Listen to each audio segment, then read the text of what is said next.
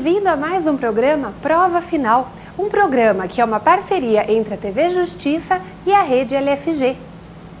Meu nome é Licínia Rossi, eu sou professora de Direito Administrativo e de Direito Constitucional aqui da Rede LFG. E para quem não conhece, esse nosso programa ele é dividido em 3 blocos.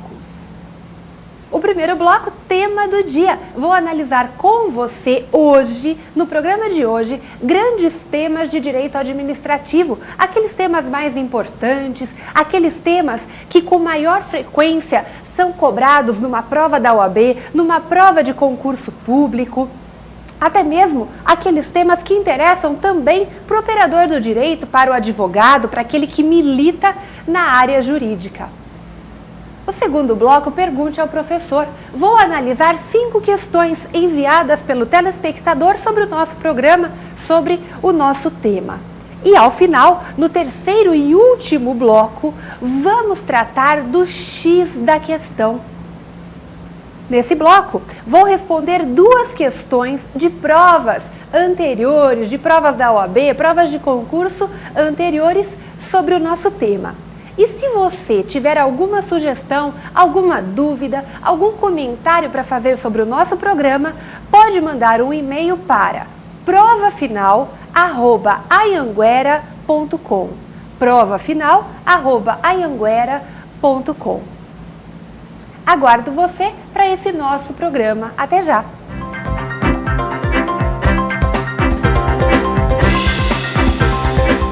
Olá! E vamos retomar o nosso programa tratando do bloco tema do dia. Quais assuntos são importantes no direito administrativo?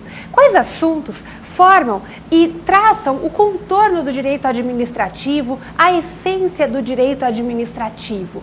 Então, se eu parar para pensar e utilizando as expressões de Celso Antônio Bandeira de Mello, eu tenho que pensar no princípio da supremacia do interesse público sobre o particular.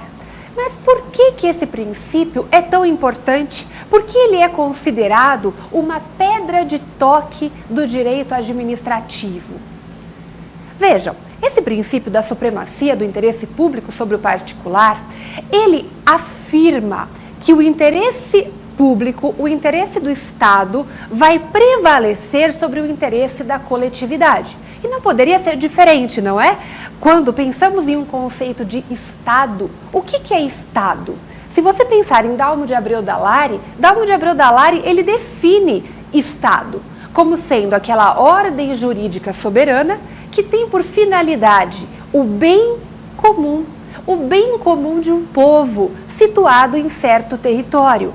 Ora, então nossa conceituação de Estado, existem outras, mas a que nós vamos utilizar aqui é essa, né? Essa conceituação entendido como Estado, aquela ordem soberana que busca o bem comum, que busca o interesse da coletividade.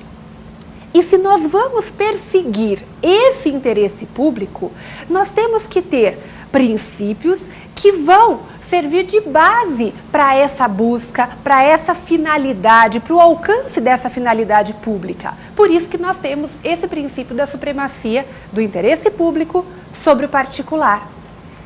Inclusive, se eu tivesse que esquematizar, demonstrar graficamente como é esse princípio, eu colocaria aqui em cima o Estado e aqui embaixo o administrado, o particular, fazendo com que a vontade estatal prevaleça sobre a vontade do particular, em detrimento da vontade do particular. Só que isso acarreta algumas consequências. A definição desse princípio gera, por si só, algumas consequências. Por exemplo, se você pensar na sua propriedade, pense na sua casa. E vamos imaginar que, de repente, você recebe uma notificação de que há um decreto expropriatório declarando a sua propriedade uma propriedade de utilidade pública, ou de necessidade pública, ou de interesse social. É dizer, o Estado vai utilizar aquele espaço da sua casa, onde é a sua casa, no meu exemplo, não é? Para dar uma finalidade pública, vai beneficiar a coletividade desapropriando a sua casa e fazendo ali alguma coisa que interesse a toda a coletividade. Por exemplo, um hospital público, uma escola pública, eu vou desapropriar terrenos para fazer uma ampliação de uma rodovia, de uma estrada, enfim, várias situações, não é? Que demonstram o interesse do todo, o interesse da coletividade. Se é assim, o que eu posso afirmar? Eu posso afirmar que a ideia de interesse do Estado prevalecendo sobre o interesse do particular é uma ideia presente no Instituto da Intervenção do Estado na Propriedade. Quando o Estado intervém na propriedade do particular, quer seja por meio de uma desapropriação lá do Decreto-Lei 3365 de 41, quer seja uma intervenção do Estado sobre a propriedade, quando o Estado requisita a propriedade do particular, por exemplo, são hipóteses, são exemplos de situações em que eu consigo visualizar de forma muito clara o princípio da supremacia do interesse público sobre o particular. Por isso que esse princípio é considerado pedra de toque do direito administrativo. Mas não só, também nós temos como base, delineando o regime jurídico administrativo, a legalidade. Diz a doutrina, administrar é aplicar a lei de ofício. O administrador, ele deve fazer apenas e tão somente aquilo que a lei manda, aquilo que a lei determina. Legalidade para o administrador significa subordinação à lei. Administrador, você deve se subordinar aos ditames legais, obedecer aquilo que a lei diz. Faça apenas e tão somente o que a lei determina. Essa é a legalidade. Ao contrário, se o administrador não obedecer à legalidade, o ato por ele praticado estará viciado, estará contaminado de ilegalidade. Terá um vício de legalidade e, portanto, o ato será ilegal. Licínia, mas o que eu devo fazer quando visualizar uma atuação do administrador ilegal? O que acontece quando o administrador pratica um ato ilegal? Se o administrador praticar um ato ilegal, esse ato ele deve ser retirado do ordenamento jurídico, deve ser expurgado do ordenamento jurídico, porque o princípio da legalidade não foi observado. O ato deve ser anulado. Falamos então de anulação do ato administrativo, retirando o ato em razão dessa ilegalidade. E aí eu te pergunto, como que acontece essa anulação de um ato ilegal? Como que é isso? Se nós vamos anular o ato, porque ele é um ato ilegal, quem que vai poder anular? E aí eu respondo, tanto a administração pública pode anular, e quando a própria administração que expediu o ato ilegal anula aquele ato, ela o faz com base no princípio da autotutela. Ela vai revisar os atos que ela praticou, retirando do ordenamento jurídico aqueles que não obedeceram o princípio da legalidade. Portanto, a administração pública pode anular atos ilegais. Mas não é só a administração que anula atos ilegais. Não é só a administração que tem esse poder de retirar atos ilegais que outrora ela praticou. Quando um ato está viciado, quando um ato é ilegal, o Poder Judiciário também pode anular. O Poder Judiciário, ele anula um ato ilegal, por quê? Porque nenhuma lesão ou ameaça a direito será excluída da apreciação do Poder Judiciário. Com base nessa premissa, nesse postulado de que nenhuma lesão ou ameaça a direito será excluída da apreciação do Poder Judiciário, poderá o Poder Judiciário controlar o ato praticado pelo administrador, controlar aquele ato eivado de vício. E ainda, para complementar toda essa ideia de anulação, eu te pergunto, tem prazo para anular atos ilegais? uma vez que a administração pratique um ato ilegal, eu te pergunto, qual o prazo? E aí, a Lei 9784 de 99, que é a Lei do Processo Administrativo Federal, lá em seu artigo 54 diz qual é o prazo. E diz a lei, a administração ela vai ter o prazo de 5 anos para anular aqueles atos administrativos que trouxeram efeitos bons para o destinatário.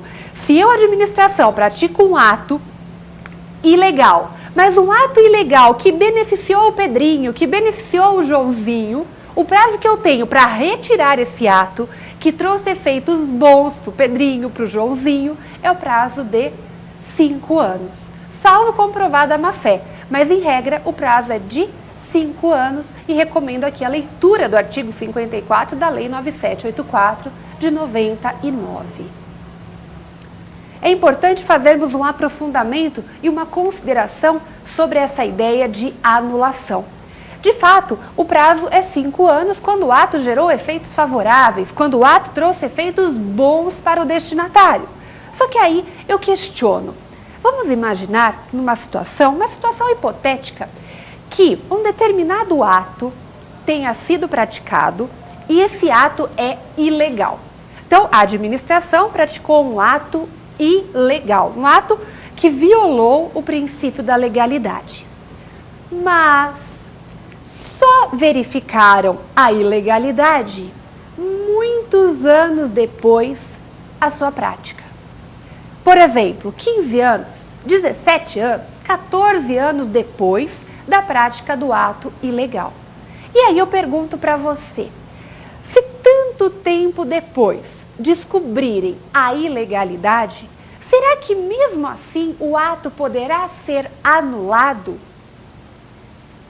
E agora? Qual a resposta? Será que praticada uma ilegalidade, verificada essa ilegalidade muito tempo depois de sua prática, pode o administrador revisar o ato? Poderia o judiciário, então, 20 anos depois, anular o ato ilegal? Ou não? Ou será que existe um limite para a anulação de atos ilegais? É dizer, se eu colocar numa balança o princípio da legalidade de um lado e o princípio da segurança jurídica do outro, qual que prevalece? E com base nessas ideias, nesses pontos que eu estou colocando para você, nós chegamos a uma conclusão. Qual a conclusão? A conclusão é que, numa situação como essa, desse exemplo, em que é verificado muito tempo depois a ilegalidade praticada pelo administrador, muito tempo depois um terceiro de boa-fé foi afetado por aquele ato, fica complicado anular. Imagine você, um ato foi praticado pela administração ilegal, mas beneficiou o Joãozinho. E o Joãozinho firmou uma relação com o Pedrinho como consequência daquele ato. Imagine o efeito dominó que acarretaria se eu começasse a anular o primeiro ato. E as outras pessoas, e terceiros de boa-fé, e o princípio da confiança, e a ideia de segurança jurídica. Fica muito complicado. Então, numa situação como essa, quando muito tempo depois a ilegalidade é verificada, o entendimento que tem sido utilizado é o de que nós devemos relativizar o princípio da legalidade. Isso mesmo, relativizar a legalidade para fazer prevalecer a ideia de segurança jurídica. Mas, Licínia, se eu vou relativizar a legalidade, então eu vou manter aquele ato no ordenamento jurídico, mesmo sendo um ato ilegal, é isso? Eu vou manter aquele ato ali?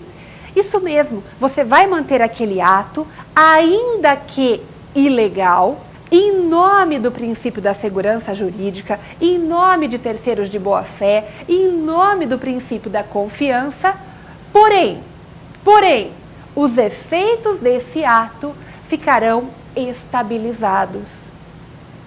É o Instituto da Estabilização de Efeitos.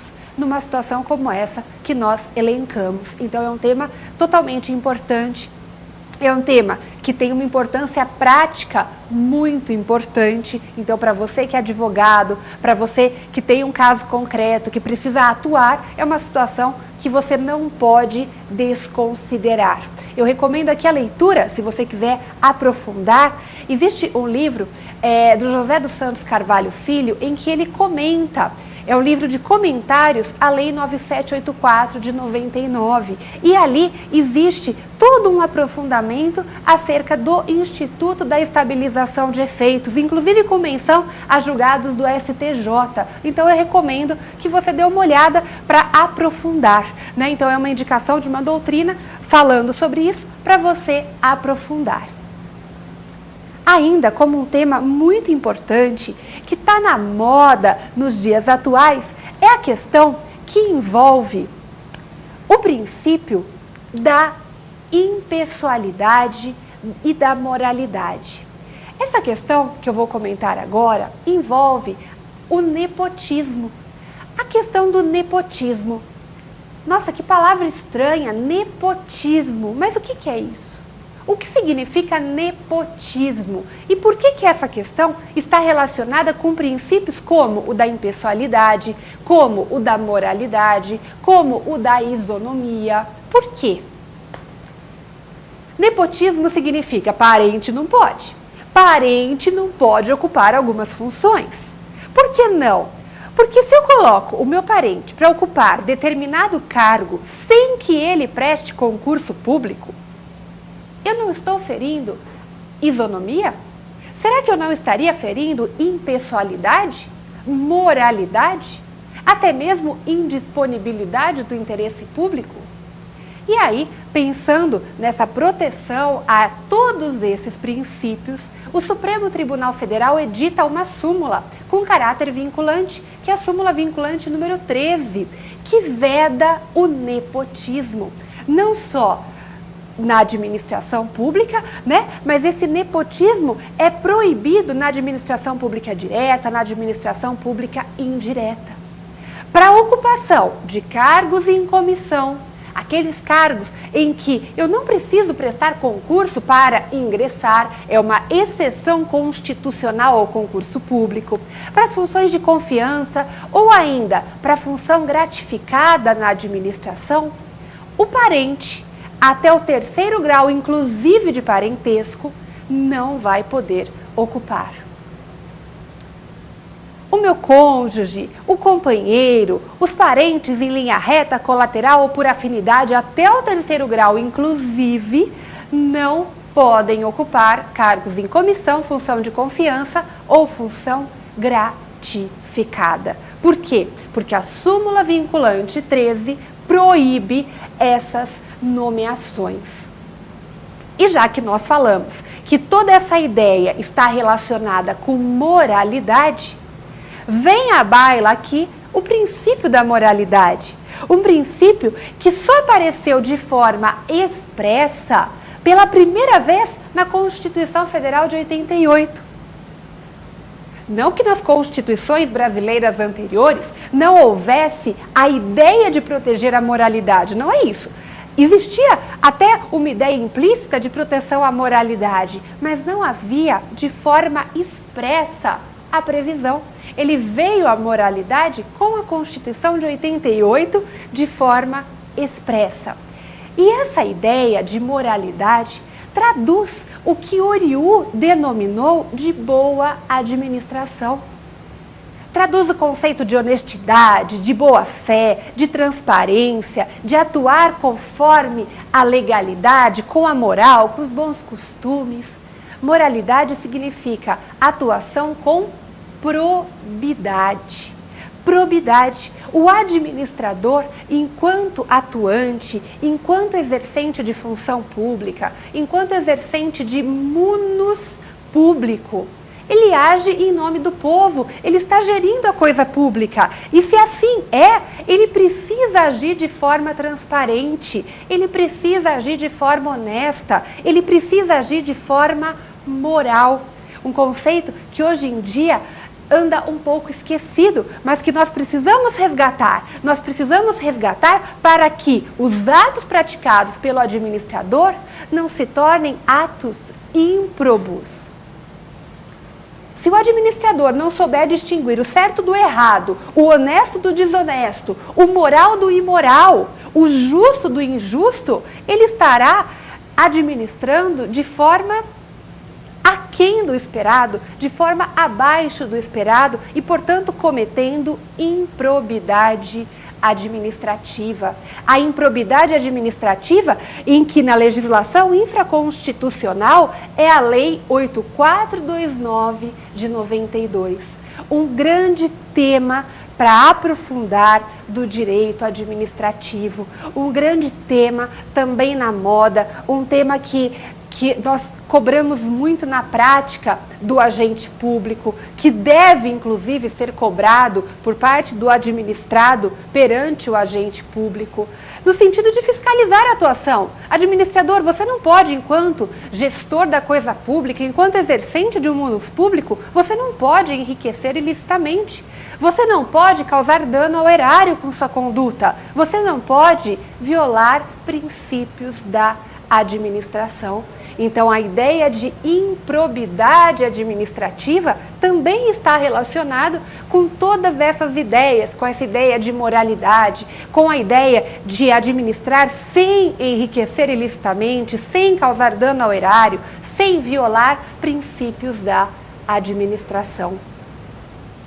Recomendo aqui a leitura, portanto, da Lei 8429 de 92, uma lei que deve ser estudada por todos que estão assistindo esse programa. Uma lei que a leitura, ela não é muito complicada, mas até uma leitura simples, mas uma leitura que vai mostrar de forma pontual e exemplificativa várias condutas de improbidade, a fim de que você possa controlar a atuação do administrador, a fim de que você conheça as condutas e saiba o que não está permitido para ser feito por aquele que tem a função administrativa, por aquele que é agente público. E também, como tema importante, como grande tema do direito administrativo, vem a ideia de continuidade na prestação dos serviços públicos. O serviço público, que é uma utilidade, uma comodidade material que visa buscar o interesse público, o serviço público ele tem que ser prestado de forma ininterrupta, de forma contínua, sem interrupções. E se é assim, como fazemos para compatibilizar, como iremos fazer para compatibilizar a ideia de continuidade dos serviços públicos com a ideia de greve? Você sabe que a disciplina da greve, a greve dos agentes públicos, está lá na Constituição, no artigo 37, inciso 7 da Constituição, dizendo: agente público, você pode exercer seu direito de greve, porém, esse direito de greve, ele vai ser exercido nos termos da lei. E aí vem o grande problema. Qual é a lei? Qual é a lei que disciplina o exercício do direito de greve por parte dos agentes públicos? Que lei é essa? E aí sofremos da chamada síndrome da inefetividade das normas constitucionais.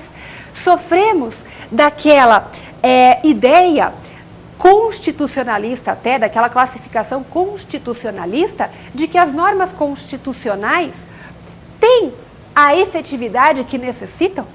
No caso específico da greve dos servidores, estamos falando de uma norma constitucional de eficácia limitada, cuja disciplina infraconstitucional ainda não existe, né? A disciplina que vai regulamentar o exercício de greve ainda não veio. Diante dessa questão, impetraram lá no Supremo Tribunal Federal 3 mandados de injunção.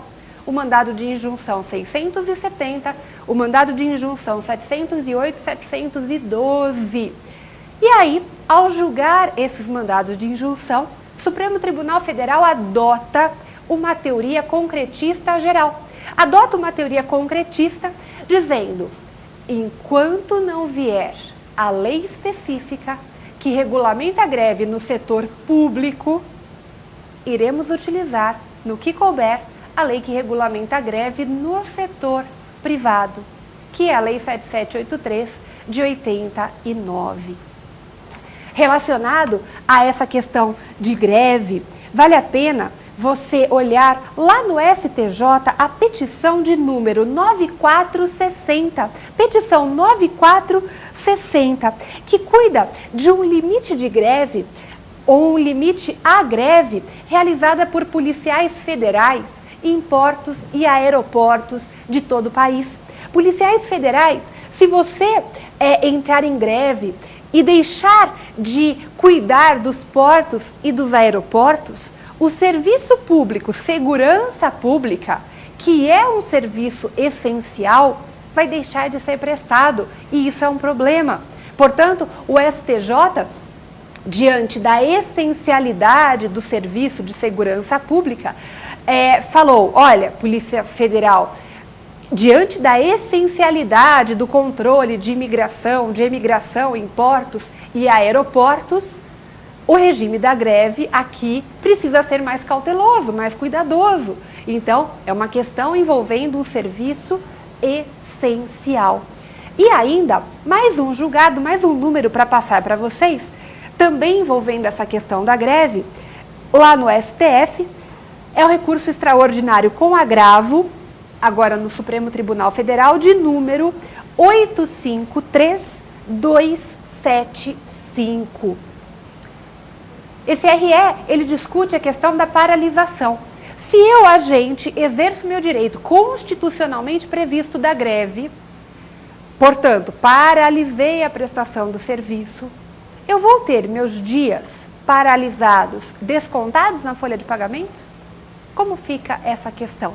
É uma questão também em discussão para vocês olharem, para vocês acompanharem e que gera uma série de contornos práticos, contornos durante o dia a dia. É um tema quente, é um tema importante, noticiado aí nas revistas, nos jornais e que você deve acompanhar a decisão, né? O que vai acontecer, qual vai ser o entendimento que vai ficar pacificado, tranquilizado sobre essa questão.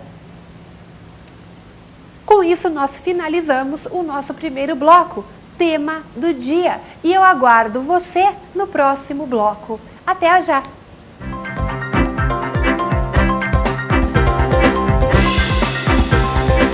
Olá! Voltamos aí para o nosso segundo bloco do programa Pergunte ao Professor. E agora vou analisar 5 perguntas enviadas pelo telespectador. E vamos à primeira pergunta. Minha casa foi desapropriada. Queria entender melhor o Instituto da Desapropriação. Como o Estado desapropria uma propriedade? Olha que pergunta boa. Então, para a prática de vocês, ou até se isso acontecer com você, como que o Estado vai desapropriar uma propriedade? Então, no primeiro momento, o Estado, numa fase interna ainda, vai verificar a viabilidade de realizar uma desapropriação numa determinada área. E aí, essa viabilidade também envolve a presença de recursos financeiros, um estudo do que vai ser realizado, qual área que é a melhor para ser realizada uma determinada obra, por exemplo. Superada essa fase interna, né, de planejamento por parte da administração, uma fase interna aí da administração, a administração pública vai exteriorizar esse ato, que normalmente ocorreu por um processo administrativo anterior. Vai exteriorizar publicando um decreto expropriatório. Nesse decreto expropriatório, haverá a identificação do proprietário, da propriedade que foi desapropriada, qual é a metragem daquela propriedade, para que eu vou utilizar a propriedade da licínea que foi desapropriada. Nós vamos fazer casas populares ali, vai ser um hospital público, eu vou represar uma determinada área, porque uma determinada cidade está com problema de falta de água, enfim, podem ser N situações que vão ensejar uma desapropriação. Pode ser uma utilidade pública, uma necessidade pública, um interesse social. Qual que é a diferença? Utilidade pública, necessidade pública ou interesse social? Se o Estado desapropria por utilidade pública, as hipóteses de utilidade pública estão lá no artigo 5º do Decreto-Lei 3365 de 41. Decreto-Lei 3365 de 41. E utilidade pública significa a administração vai desapropriar por questões de conveniência para a própria administração. É conveniente para a administração realizar aquela desapropriação. Se o administrador desapropria por razões de necessidade pública, o que isso significa? Significa que existe uma urgência. Necessidade pública significa emergência naquela desapropriação. Então, aí falamos de uma necessidade pública. Ou ainda, poderá ensejar uma desapropriação a existência de um interesse social. Interesse social que nós temos os casos, as hipóteses, na Lei 4132 de 62. Então, é assim que o Estado vai desapropriar uma propriedade. Lembrando que se houver essa desapropriação, a indenização que o proprietário vai receber é uma indenização justa, prévia e em dinheiro. E também temos que saber que é comum, é usual, né, é a prática, o que acontece, que eu vou falar agora. A administração, quando ela desapropria uma determinada propriedade, ela chama o proprietário lá na administração para tentar um acordo administrativo. Como assim? Vamos imaginar que a minha propriedade foi desapropriada. Chegou ali o decreto expropriatório falando que a minha propriedade foi desapropriada porque ali na minha casa vão fazer um hospital público. O hospital público municipal, faz de conta. E aí eu sou chamada lá na administração para aceitar ou não o acordo. No acordo, a administração oferece quanto ela quer pagar pela minha casa. E aí eu posso ou não aceitar o acordo. Recentemente, fizeram desapropriações próximas ao aeroporto de Viracopos, em Indaiatuba, estado de São Paulo. E saiu uma reportagem de que 80% das desapropriações que foram realizadas ali com o objetivo de ampliação do aeroporto de Viracopos, 80% foram efetivadas por meio de acordo administrativo. É dizer, o proprietário dessas propriedades que foram expropriadas, que foram desapropriadas, o proprietário concordou com o valor que a administração pública queria pagar. Mas pode acontecer do valor ofertado pelo administrador não ser o valor de mercado, não ser o valor real. Às vezes acontece, às vezes o administrador, ele oferece o que ele tem em caixa na prática, né? E aí o valor por metro quadrado da propriedade fica muito baixo, fica muito desproporcional com a realidade. E aí existe para o proprietário, com base no artigo 5º, inciso 24 da Constituição, pensando num valor justo que a Constituição impõe, ele não aceita o acordo. Ele não aceita o acordo administrativo e aí nós passamos para a fase seguinte, que é a fase judicial. Aí eu vou discutir em juízo o valor da indenização. Então, em linhas gerais, respondendo à pergunta enviada, é dessa forma que a desapropriação vai ser efetivada. E agora nós vamos para a próxima pergunta. Próxima pergunta enviada pelo telespectador. Qual a diferença entre desapropriação e requisição administrativa? A grande diferença entre desapropriação e requisição administrativa. Qual é a diferença? Tanto um instituto quanto o outro são formas de intervenção do Estado na propriedade. Formas que o Estado vai fazer prevalecer o interesse da coletividade em detrimento do interesse do particular. A grande diferença. Na desapropriação, como vimos na questão respondida anteriormente, na desapropriação, a indenização que o proprietário recebe é justa, prévia e em dinheiro. E só existe a desapropriação se verificado uma utilidade pública, uma necessidade pública ou o interesse social. Já na requisição, qual é o motivo que existe para o poder público requisitar a minha propriedade?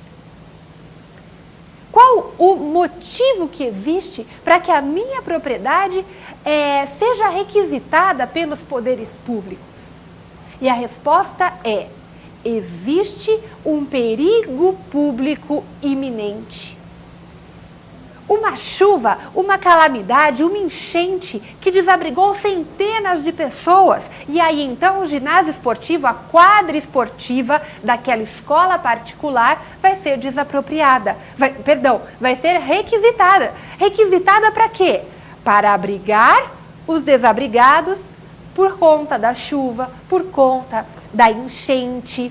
Existe aqui a requisição. Então, requisição significa perigo público iminente. E aí a propriedade do particular vai ser requisitada para beneficiar uma coletividade que está em risco, que está sofrendo de um perigo público iminente. A grande diferença que reside entre requisição e desapropriação é que na requisição só existirá indenização ao proprietário se houver dano. Na requisição, a indenização ela é ulterior, como fixa o artigo 5º, inciso 25 da Constituição Federal. É ulterior e se houver dano. Então, essa é a principal diferença entre desapropriação e requisição. Desapropriação, necessidade, utilidade pública e interesse social. Requisição, perigo público iminente. Desapropriação, indenização justa prévia e em dinheiro. Requisição, indenização ulterior, depois, e se houver dano. Por último, uma última diferença entre desapropriação e requisição é que a nossa requisição ela é autoexecutável. Eu já vou executar a requisição, até mesmo revestida do atributo da autoexecutoriedade. Porque a situação é urgente, é emergencial. Eu vou ter uma situação de perigo público iminente, então a requisição é autoexecutória.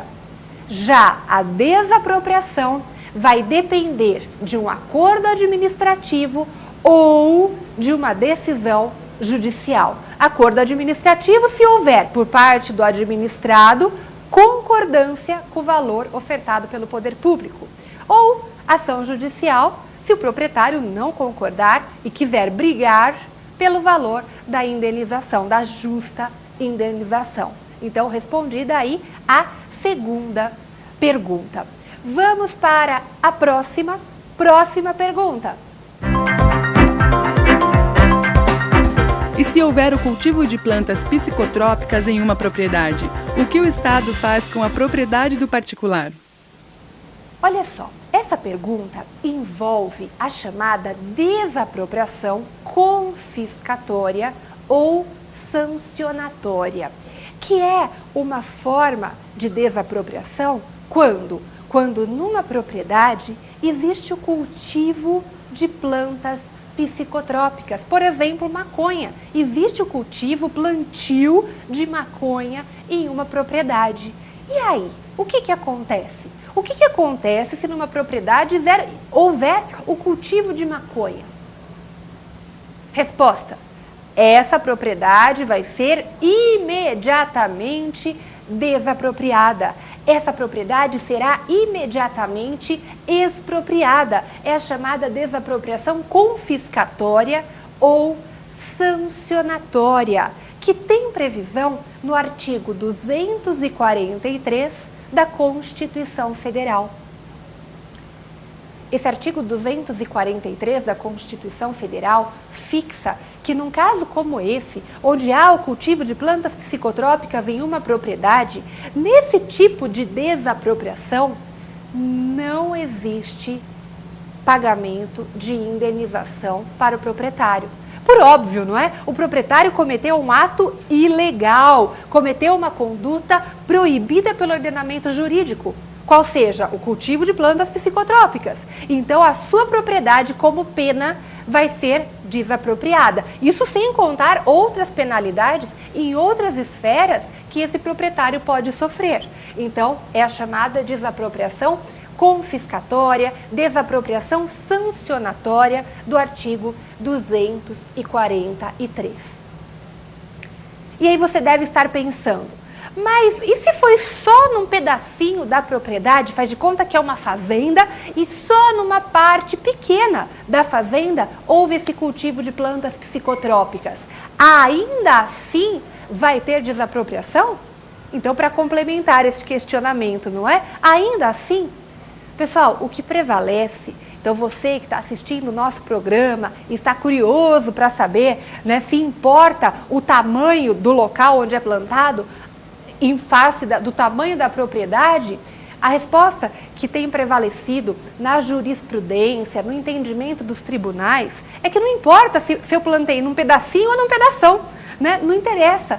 Houve o cultivo de plantas psicotrópicas, a conduta é incorreta, a propriedade vai ser imediatamente desapropriada.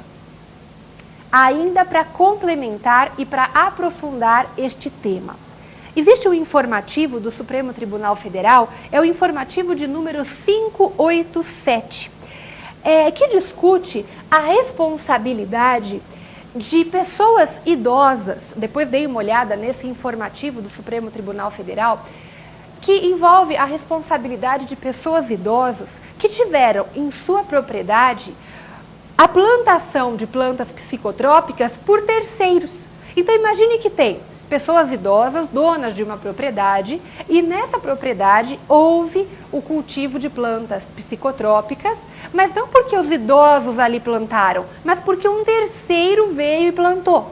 Terceiro este que, nesse caso concreto, tinha fama de andar armado e de ser mal encarado. Será que os donos dessa propriedade, essas pessoas idosas, vão ter sua propriedade desapropriada? E agora? Será que eu vou analisar culpa ou dolo por parte dessas pessoas idosas, desses idosos? Será que esses idosos que não tinham como se opor ao plantio em suas terras de plantas psicotrópicas vão ter responsabilidade?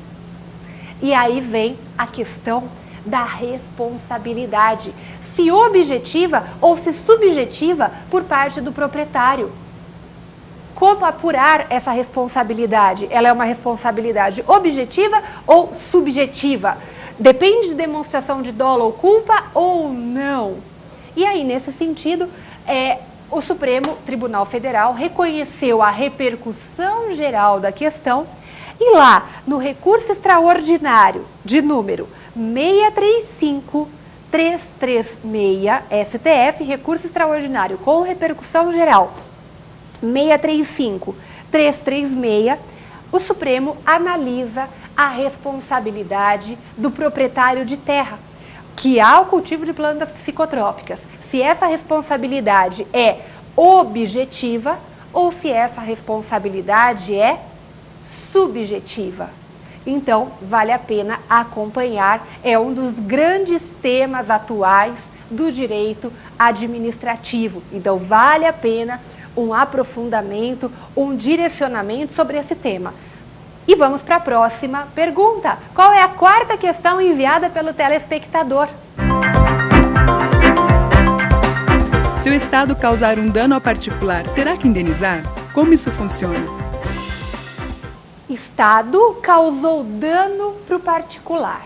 O Estado, ao atuar, ao ter uma conduta, então conduta estatal, essa conduta causou um dano para o particular. O Estado vai ter que pagar a conta. E agora? O tema responsabilidade civil do Estado e a expressão responsabilidade vem de respondere, lá do latim, respondere, no sentido de responder, no sentido de replicar. Então eu tenho alguém respondendo por um evento danoso causado a outrem. E nesse caso, o meu alguém é o Estado. O Estado, com a sua conduta, causou dano a alguém. Vai ter que pagar a conta. E agora? Esse tema tem previsão lá no artigo 37, parágrafo 6º do texto constitucional, que diz, que reza: as pessoas jurídicas de direito público, por exemplo, União, Estado, Distrito Federal, municípios, e as pessoas jurídicas de direito privado, quando prestadoras de serviços públicos, exemplo, uma empresa pública prestadora de serviço público, uma sociedade de economia mista quando prestadora de serviço público, vão responder sim pelos danos que seus agentes nessa qualidade, portanto, agentes exercendo a função pública, não é o agente que está ali no bar tomando chopinho, não, ele está exercendo sua função, então, agentes nessa qualidade causarem danos a alguém. Então, respondendo à pergunta, sim, vai ter responsabilidade quando? Quando a atuação do Estado causar um dano a alguém. Desde que exista nexo causal entre a conduta do Estado e o dano. Como elemento configurador da responsabilidade civil do Estado, nós temos o nexo causal, o nexo de causalidade entre a conduta estatal e o dano. Então, o Estado teve uma conduta, essa conduta do Estado causou dano a alguém, e existe nexo causal entre a conduta e o dano. Para aprofundar, eu pergunto para você, quem é esse alguém? O Estado teve uma conduta, por exemplo, vinha o Estado dirigindo o carro do INSS e aí bateu no carro da Licínia. E aí? A Licínia estava usando o carro do INSS? E mais? Imagine que você está andando numa empresa de transporte coletivo, numa concessionária de serviço público, no ônibus. Você está ali dentro do ônibus. Então, você que está assistindo está ali dentro do ônibus. E tem a Licínia, vou dar um exemplo comigo, eu estou aqui encostada no poste da rua, faz de conta. Então, você que está dentro do ônibus é usuário do serviço, está usando o serviço. E eu, Licínia, estou encostada no poste, não estou usando o serviço. Aí, esse ônibus vem e bate, o ônibus bate, passa no sinal vermelho, sei lá, bateu. Eu que estou a pessoa que está dentro do ônibus sofre um dano, e eu que estou encostada no poste, ou eu que estou andando de bicicleta na rua e que fui atropelada, também sofri um dano. Então, eu tenho o usuário do serviço e o não usuário. O Estado, ele indeniza qual? Só o usuário ou também o não usuário? E o Supremo Tribunal Federal já analisou essa questão quando julgou o recurso extraordinário de número 591874. 591874, afirmando que a responsabilidade civil do Estado, quando causador de um dano a alguém, esse alguém será tanto o usuário do serviço quanto o não usuário. A responsabilidade, então, vai proteger, né, vai gerar uma indenização tanto para usuários do serviço quanto para não usuários. Portanto, essas duas pessoas, usuário e não usuário, terão direito à indenização por parte do Estado. Para acabarmos esse bloco, vamos para o próximo. Qual foi a última pergunta enviada pelo telespectador? A pergunta de número 5. E vamos lá? Quais os temas importantes que temos com repercussão geral reconhecida sobre o tema responsabilidade civil do Estado? Os temas mais importantes que nós temos versando sobre responsabilidade civil do Estado são, e anote aí, o RE 591874, que é aquele já respondido na pergunta anterior, sobre a questão dos usuários e não usuários do serviço. Número 2, uma segunda questão importante, RE 580252, que envolve a questão da superlotação carcerária. O detento que é submetido a tratamento desumano ou degradante em face da superlotação carcerária, teria direito à indenização? Como fica isso? RE 580252. Também o recurso extraordinário de número 606.880. O que é isso? A questão da fuga de detentos, presa à tutela do Estado. Se o detento foge e vem a cometer novos delitos, teria o Estado responsabilidade se houver omissão por parte do Estado? Acompanhe lá no Supremo Tribunal Federal o RE 606.880. Por último, o recurso extraordinário 136861, que discute se a Prefeitura do Estado de São Paulo foi ou não omissa em fiscalizar a comercialização de fogos de artifício que resultou numa grande explosão. Haveria responsabilidade? Então são temas aí que você precisa acompanhar, aprofundar, por isso a menção aos números dos recursos extraordinários com repercussão geral reconhecida pelo Supremo Tribunal Federal. Com isso, nós encerramos esse nosso segundo bloco e eu aguardo você no próximo, no terceiro bloco, o X da questão.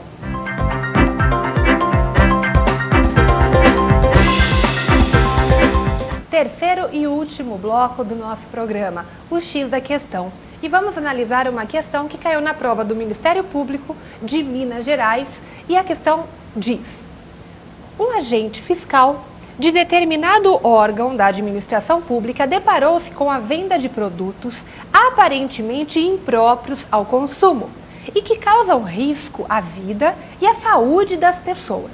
A empresa responsável foi autuada por prática infrativa e os produtos tidos como impróprios foram imediatamente apreendidos. Partindo do pressuposto de que a atividade fiscalizatória levada a efeito se desenvolveu de maneira regular sobre todos os aspectos, assinale a alternativa correta. Letra A.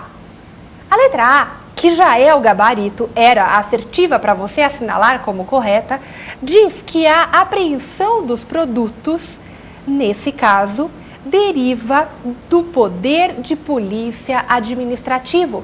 E de fato, não é? Aqui nós temos exercício do poder de polícia, que é consequência daquele princípio que nós estudamos no tema do dia, que é o princípio da supremacia do interesse público sobre o particular. Pelo poder de polícia, a administração, ela tem o poder de limitar a atuação do particular em nome do interesse público. E, portanto, pode a administração apreender mercadorias estragadas, pode a administração impor multa àquele que atua e que anda acima do limite de velocidade regulamentado, pode a administração dissolver uma passeata tumultuosa, como exercício do poder de polícia. Então, é justamente o que a assertiva A da questão coloca. As demais assertivas que nós vamos ler não traduzem aí o conceito de poder de polícia. E veja por quê, letra B. A apreensão de produtos foi possível graças ao poder hierárquico? Não se trata de poder hierárquico inerente à administração. Poder hierárquico significa forma de estruturar os quadros da administração, estabelecendo quem manda e quem obedece. Não é o caso, não é poder hierárquico. Letra C. A apreensão dos produtos foi possível graças aos poderes normativo e regulador exercidos pelo agente fiscal na ocasião? Não é poder normativo e nem regulador. É exercício do poder de polícia, aquele poder de limitar, de restringir, de frenar a atuação do particular. Então, errada a assertiva C. Assertiva D. A apreensão dos produtos, nesse caso, é derivada da intervenção do Estado sobre a propriedade e bens particulares em razão da observância de sua função social. Não tem nada a ver, essa assertiva D, ela inventou aí, né, não tem a ver com o Instituto aí em análise, portanto, correta era a assertiva A, que cuidava do exercício do poder de polícia. Esse é o gabarito. Próxima questão. Próxima questão também caiu na prova do Ministério Público, mas agora do Estado de São Paulo.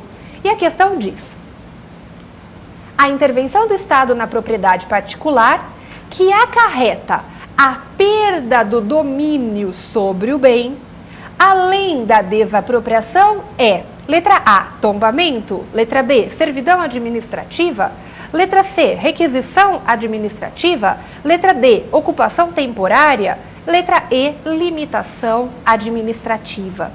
Vejam, forma de intervenção do Estado na propriedade, que acarreta a perda do domínio do bem, fora a desapropriação, é a requisição.